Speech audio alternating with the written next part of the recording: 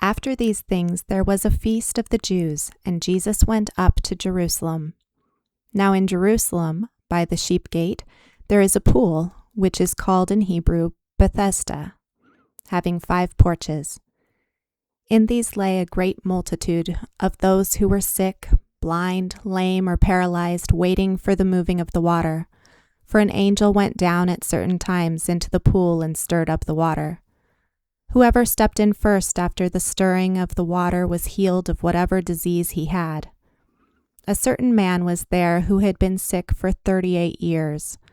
When Jesus saw him lying there and knew that he had been sick for a long time, he asked him, "Do you want to be made well?" The sick man answered him, "Sir, I have no one to put me in the pool when the water is stirred up, but while I'm coming, another steps down before me." Jesus said to him, "Arise, take up your mat and walk." Immediately the man was made well and took up his mat and walked. Now that day was a Sabbath, so the Jews said to him who was cured, "It is the Sabbath, it is not lawful for you to carry the mat." He answered them, "He who made me well said to me, 'Take up your mat and walk.'" Then they asked him, "Who is the man who said to you, 'Take up your mat and walk'?" But he who was healed didn't know who it was, for Jesus had withdrawn, a crowd being in the place. Afterward, Jesus found him in the temple and said to him, "Behold, you are made well. Sin no more, so that nothing worse happens to you." The man went away and told the Jews that it was Jesus who had made him well. For this cause the Jews persecuted Jesus and sought to kill him, because he did these things on the Sabbath.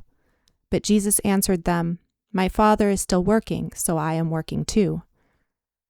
For this cause, therefore, the Jews sought all the more to kill him, because he not only broke the Sabbath, but also called God his own Father, making himself equal with God.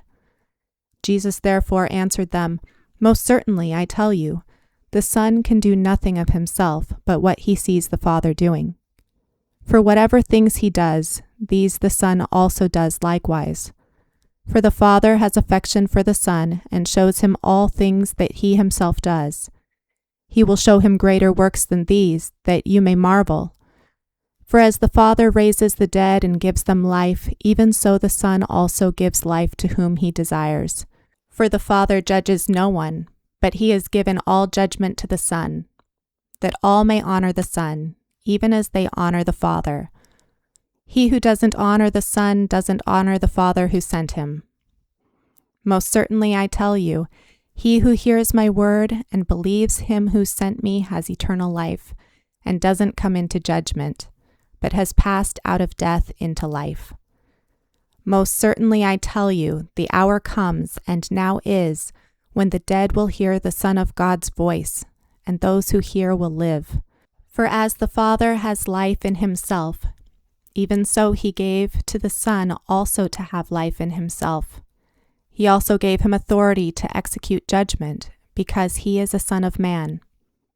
Don't marvel at this, for the hour comes in which all who are in the tombs will hear his voice, and will come out, those who have done good to the resurrection of life, and those who have done evil to the resurrection of judgment. I can of myself do nothing. As I hear, I judge, and my judgment is righteous, because I don't seek my own will, but the will of my Father who sent me. If I testify about myself, my witness is not valid. It is another who testifies about me. I know that the testimony which he testifies about me is true. You have sent to John, and he has testified to the truth. But the testimony which I receive is not from man. However, I say these things that you may be saved. He was the burning and the shining lamp, and you were willing to rejoice for a while in his light. But the testimony which I have is greater than that of John. For the works which the Father gave me to accomplish, the very works that I do, testify about me, that the Father has sent me. The Father himself, who sent me, has testified about me. You have neither heard his voice at any time nor seen his form. You don't have his word living in you because you don't believe him whom he sent. You search the scriptures because you think that in them you have eternal life, and these are they which testify about me. Yet you will not come to me that you may have life. I don't receive glory from men, but I know you, that you don't have God's love in yourselves. I have come in my Father's name, and you don't receive me. If another comes in his own name, you will receive him. How can you believe, who receive glory from one another, and you don't seek the glory that comes from the only God? Don't think that I will accuse you to the Father. There is one who accuses you, even Moses, on whom you have set your hope. For if you believed Moses, you would believe me, for he wrote about me. But if you don't believe his writings, how will you believe my words?